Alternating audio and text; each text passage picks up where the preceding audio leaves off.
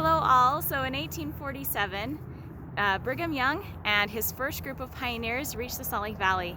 After that, many more continued to come. Hundreds upon hundreds upon hundreds of converts to the LDS Church ended up coming into Utah because of the persecution that they were experiencing in other parts of the United States. And they wanted to come west to get away from all of that and be able to live in what they considered their Zion, to live together in peace and purity.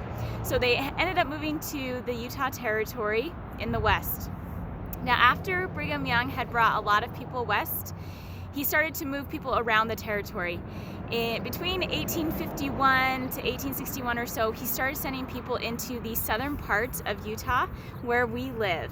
And these people, a lot of them were sent for specific purposes. Brigham Young would send people into different parts of Utah for specific skills, and depending on what they needed in the town.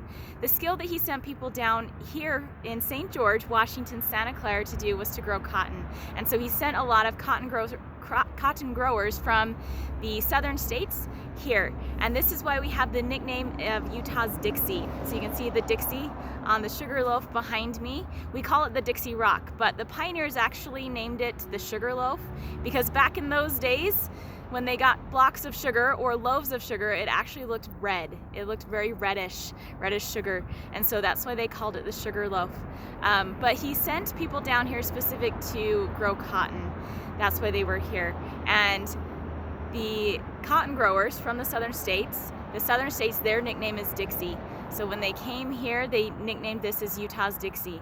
Now, how we got the Dixie up on the Sugarloaf is that in 1913, the first graduating class of Dixie Academy, the college, they painted 1913 up on that Sugarloaf. But then the next year, in 1914, the graduating class, they painted Dixie on the Sugarloaf, and it's been that way ever since.